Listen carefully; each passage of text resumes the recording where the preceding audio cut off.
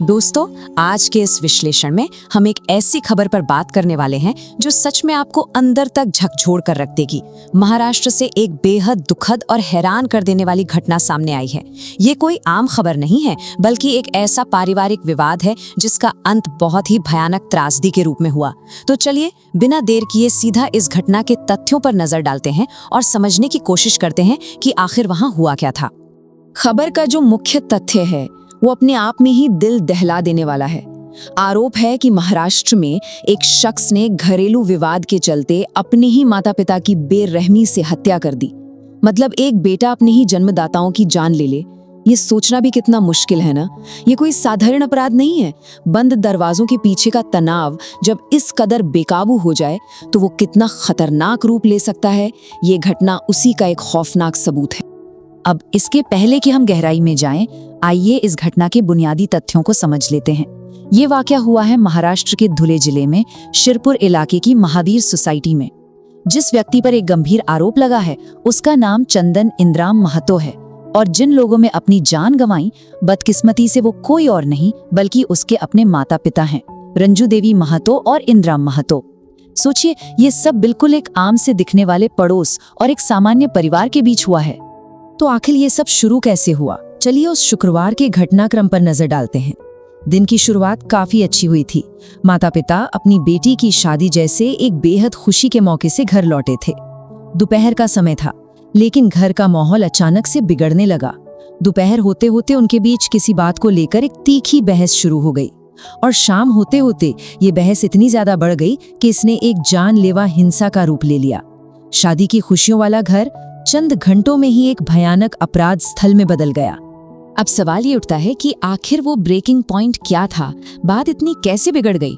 तो पुलिस की जो अब तक की जांच है उसके मुताबिक घर लौटने के बाद माता पिता ने अपने बेटे को किसी बात पर फटकार लगाई थी, लेकिन बात सिर्फ डांट डपट तक नहीं रुकी।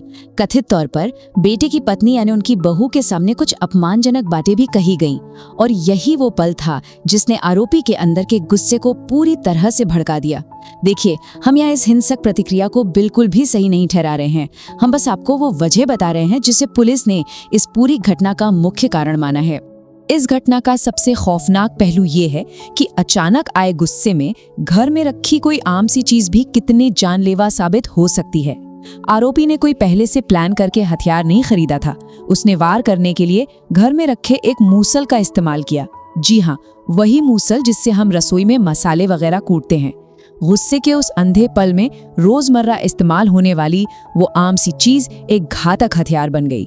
ये सोचकर ही रोंगटे खड़े हो जाते हैं। और इस क्रूर हमले का जो नतीजा निकला वो बेहद दुखद था। मूसल से किए गए उन लगातार और जोरदार वारों की वजह से माता पिता दोनों के सिर में बहुत ही गंभीर चोटें आईं। हमला इतना अचानक और तेज था कि उन्हें संभलने या किसी तरह की मदद मांगने का मौका ही नहीं मिल पाया, और इसी वजह से रंजू देवी महतो और इंद्राम महतो की मौके पर ही मौत हो गई। ये एक बहुत ही कड़वा सच है कि एक पल का वो अंधा गुस्सा कैसे हमेशा के लिए अपनों की ही जान का दुश्मन बन जाता है। इस रोंगटे खड़े कर देने वाली वारदात के तुरंत बाद क्या हुआ?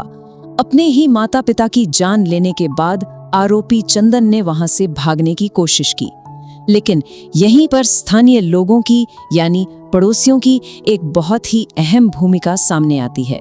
वहां के कुछ सतर्क पड़ोसियों ने तुरंत बीच बचाव किया और भाग रहे आरोपी को पकड़ लिया। उन्होंने जरा भी वक्त बर्बाद नहीं किया और फौरन पुलिस को खबर कर दी। पुलिस भी मौके पर पहुंची और उसे गिरफ्तार कर लिया।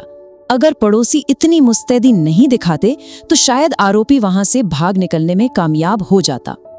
अगर हम अभी की कानूनी स्थिति की बात करें तो प्रशासन पूरी तरह से एक्शन में है। पुलिस ने आरोपी को अपनी कस्टडी में ले लिया है और फिलहाल महाराष्ट्र के धुले में इस पूरे मामले की बहुत ही बारीकी से जांच चल रही है।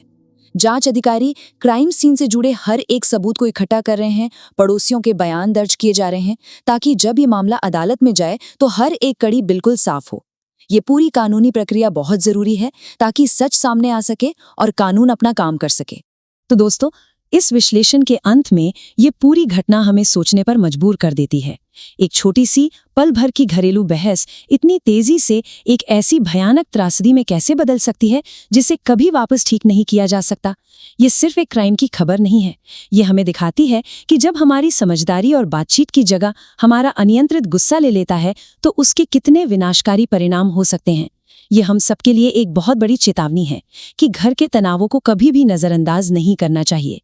आज के इस विश्लेषण में हमारे साथ जुड़ने के लिए आपका बहुत बहुत धन्यवाद।